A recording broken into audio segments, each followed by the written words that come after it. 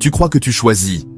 Mais chaque décision que tu prends a déjà été prédite par ceux qui t'ont formé à avoir peur du manque.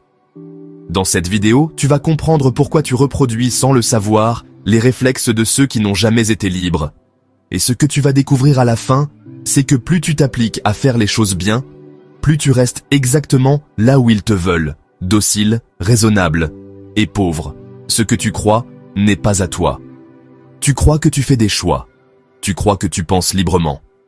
Mais chaque décision que tu prends est déjà prévisible. Pas à cause d'un algorithme, à cause de ton éducation, à cause de la peur que l'on a installée dans ta tête bien avant que tu puisses comprendre ce que tu voulais vraiment. Regarde bien. Tu travailles, tu fais des efforts, mais tu ne dépasses jamais un certain seuil.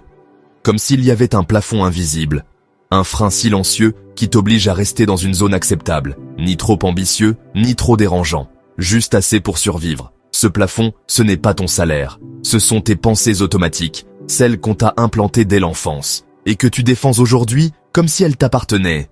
Mais si tu veux sortir du piège, il va falloir faire ce que 99% des gens ne feront jamais, regarder dans le miroir de leurs croyances. Tu ne t'es jamais demandé pourquoi, malgré tes efforts, tu n'arrives pas à franchir certains caps? Pourquoi tu culpabilises dès que tu veux plus? Pourquoi tu as peur d'investir, peur d'oser, peur de manquer, alors même que tu vois d'autres, moins compétents, réussir? Ce n'est pas un hasard, ce n'est pas une faiblesse. C'est un conditionnement. Depuis que tu es enfant, on t'a appris à voir l'argent comme une menace, comme quelque chose de sale, de dangereux. On t'a transmis, sans te le dire, que vouloir plus, c'est trahir les tiens. Alors tu avances, mais toujours avec la peur de dépasser, toujours avec cette petite voix qui te dit « Fais profil bas, ce n'est pas pour toi, sois déjà reconnaissant de ce que tu as. L'argent ne fait pas le bonheur. On ne peut pas tout avoir. » Tu vois, ces phrases ne sont pas les tiennes, mais elles pilotent toutes tes décisions.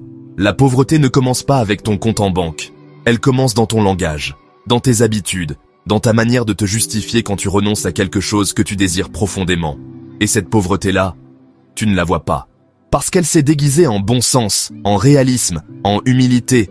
Mais en réalité, c'est une programmation. Une série de pensées qu'on t'a répétées si souvent que tu les as confondues avec ta personnalité. J'ai toujours été comme ça. Je préfère la stabilité. Je ne veux pas me brûler les ailes. Non, tu n'as pas toujours été comme ça. On t'a formaté à penser petit, à choisir la sécurité avant même de savoir ce que tu voulais vraiment. Et le pire, c'est que cette programmation vient souvent de ceux qui t'aimaient, mais qui, eux aussi, avaient de peur. Alors ils t'ont transmis leur peur comme un héritage. Tu as hérité d'un plafond mental, pas d'un patrimoine. Tu crois que ce sont des petites pensées, des habitudes sans importance, mais ce sont elles qui décident de tout. Regarde comment ça fonctionne. Tu as une idée, une envie, un projet, et immédiatement, une voix surgit. Est-ce que je suis vraiment légitime? Et si je me plante? Ce n'est peut-être pas raisonnable. Ce mécanisme ne vient pas de toi. Il a été implanté, à force de t'entendre dire « non », à force de voir des adultes baisser la tête quand il était question d'argent, à force de te faire comprendre que ta place n'était pas là où ça brille. Et ce qu'il faut comprendre, c'est que cette programmation n'a pas besoin d'être violente pour être efficace. Elle est douce, elle est culturelle, elle se cache dans un ton de voix, un regard, une phrase lancée sans intention, mais qui te marque à vie. Tu crois que tu vaux mieux que nous? L'argent, ça change les gens. Travaille dur, et avec un peu de chance, tu t'en sortiras. Alors tu deviens prudent, mais pas par sagesse, par peur d'être rejeté. Tu réduis tes ambitions, pas parce qu'elles sont irréalistes, mais parce que personne autour de toi ne les aurait comprises. Et à force, tu deviens raisonnable, obéissant, compatible. Tu ne demandes plus rien. Et tu appelles ça la maturité. Tu commences à comprendre. Tu n'étais pas libre. Tu étais programmé. Programmé à penser petit, à obéir sans t'en rendre compte, à vivre sans jamais contester l'espace qu'on t'a attribué. Chaque rêve étouffé, chaque excuse répétée, chaque ambition révisée à la baisse. Ce ne sont pas des erreurs. Ce sont des traces. Des marques laissées par un système qui sait exactement comment t'endormir. Mais ce que tu ignores encore, c'est que cette programmation a un deuxième niveau, plus pernicieux, plus profond. Un piège psychologique si efficace qu'il te fait confondre l'échec avec une preuve que tu devrais renoncer. Et c'est là que tout bascule. Parce que tant que tu vois l'erreur comme une humiliation, tu deviens ton propre geôlier. Alors maintenant, il faut choisir. Continuer à porter ta honte comme un fardeau, ou la transformer en permission d'avancer, même si ça dérange. L'échec. Leur arme la plus efficace contre toi. Tu penses que tu as échoué, mais ce n'est pas ça le problème. Le vrai piège, c'est ce que tu as ressenti juste après. La honte, le doute, cette sensation que tu n'aurais jamais dû essayer. Et ça, ce n'est pas naturel. On te l'a appris, pas en te criant dessus, pas en te punissant, mais en te faisant comprendre, en silence, que tu avais dépassé les limites. Depuis, chaque fois que tu veux tenter quelque chose, tu hésites, tu reportes, tu cherches à être prêt parfaitement. Et parfois, tu n'agis plus du tout.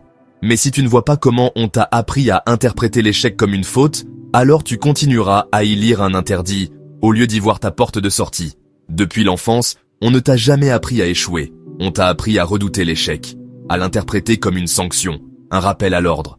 Chaque erreur devenait une honte, chaque tentative manquée, une preuve que tu n'étais pas à la hauteur. Et plus tu absorbais cette logique, plus tu intégrais l'idée que tu n'avais pas le droit d'échouer, pas le droit de recommencer, pas le droit de prendre des risques. Alors tu as appris à te faire discret, à ne pas déranger, à éviter les vagues. Mais ce que tu ne vois pas, c'est que cette peur de l'échec est devenue le verrou principal de ta pauvreté. Parce que tant que tu as peur d'essayer, tu restes à la même place.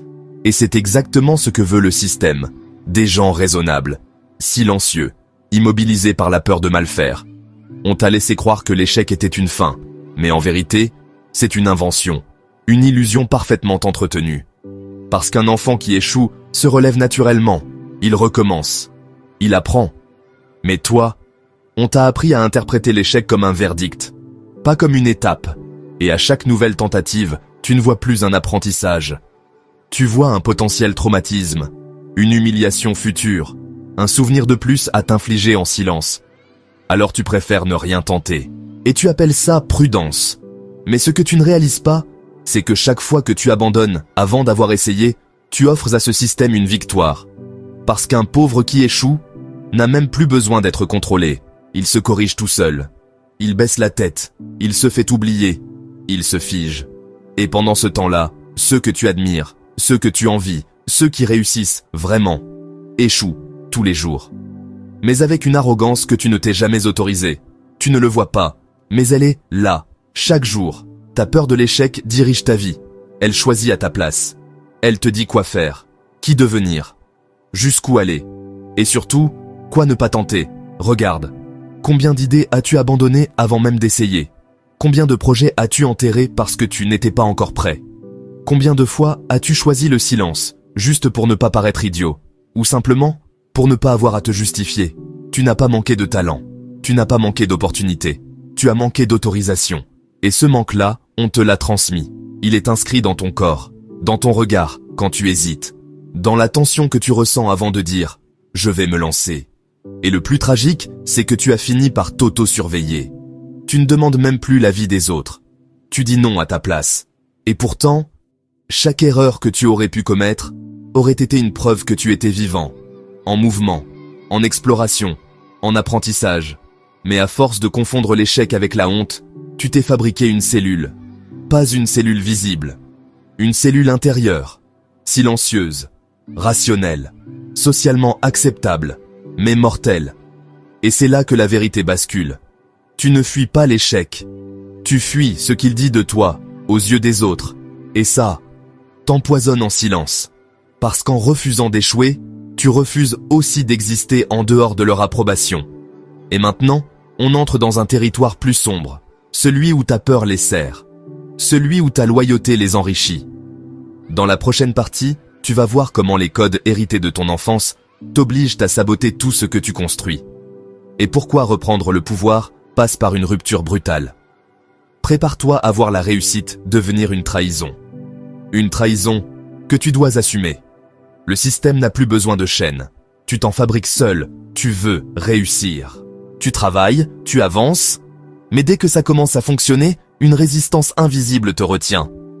Pas un mur, plutôt une corde discrète nouée à l'intérieur. Quelque chose te freine au moment exact où tu pourrais passer à un autre niveau. Tu ressens de la gêne, comme si tu trahissais quelqu'un, comme si, en t'élevant, tu risquais de perdre l'amour de ceux qui t'ont élevé. Et cette culpabilité, tu crois qu'elle vient de toi, mais elle a été programmée, implantée, pour que tu restes à ta place, sans même comprendre pourquoi. Parce qu'un esprit programmé pour survivre ne pourra jamais s'autoriser à prospérer, pas durablement, pas librement, et certainement pas sans culpabiliser.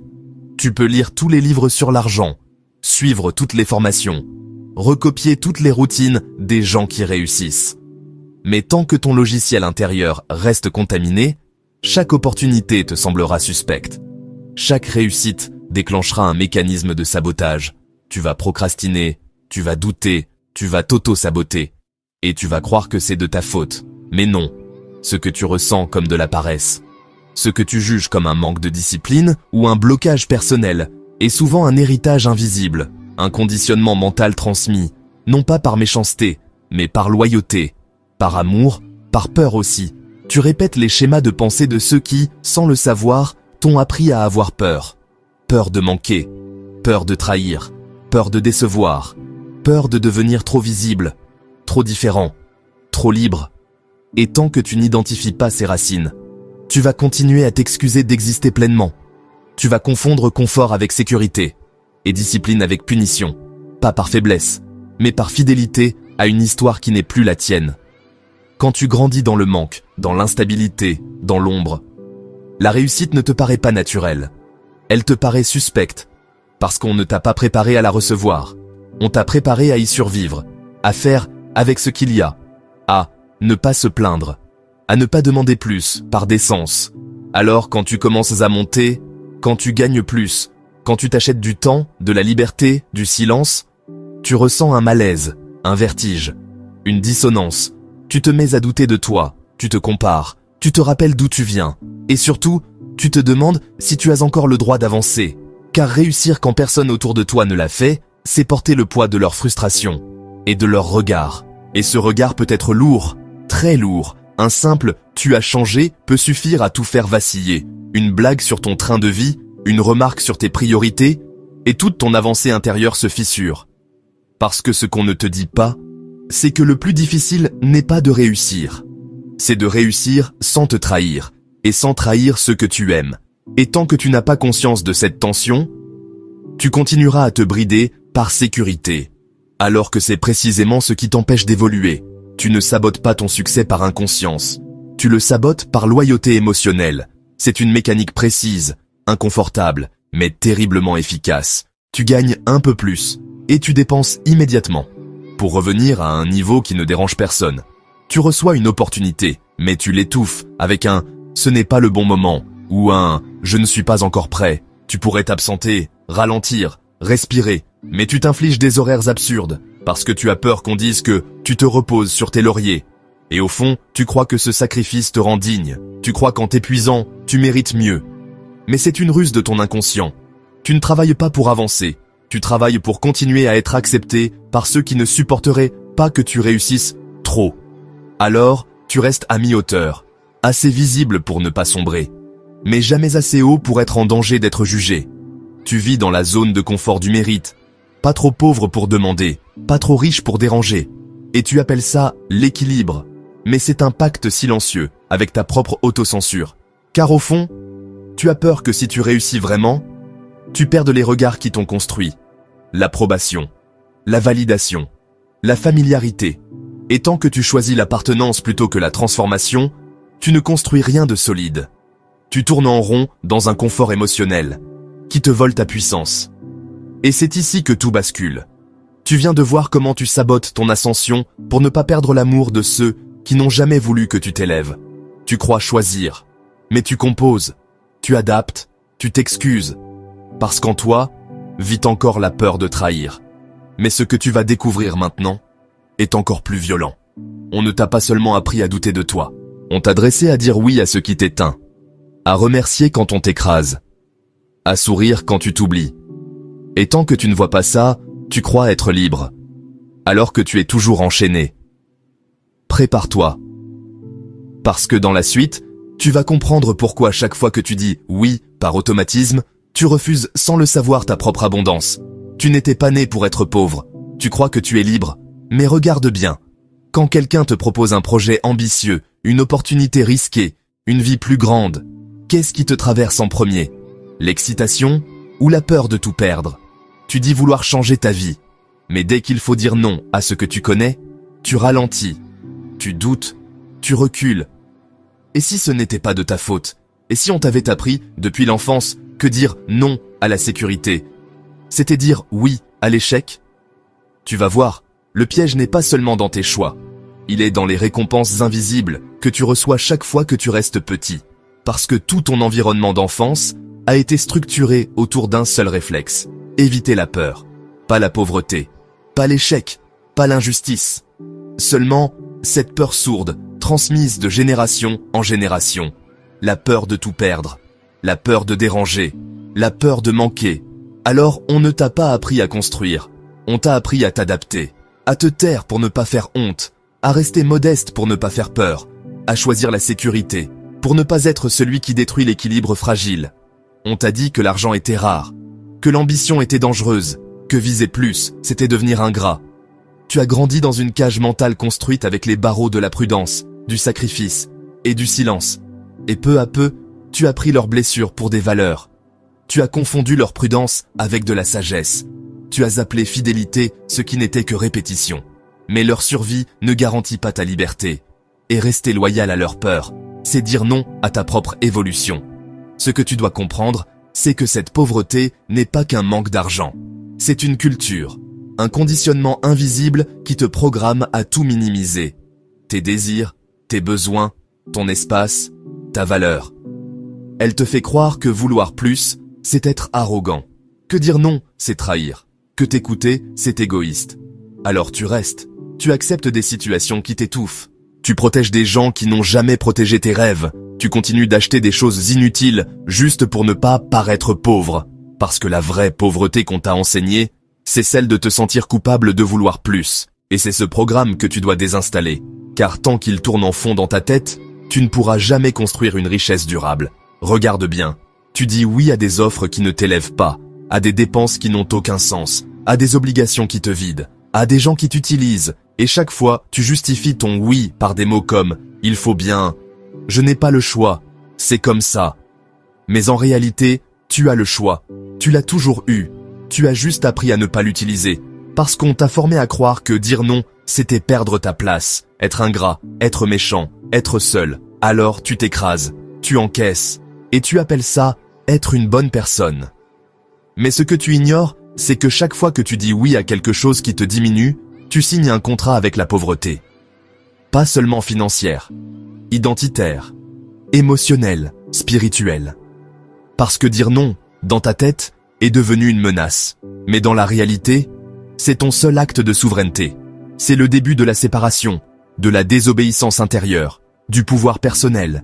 Et si tu ne récupères pas ce non perdu, tu vas continuer à vivre comme un invité dans ta propre vie. Toujours à la table des autres, jamais dans ton propre royaume. Ce que tu viens de découvrir, ce n'est que le début du réveil. Tu as compris comment la pauvreté s'imprime dans ta tête.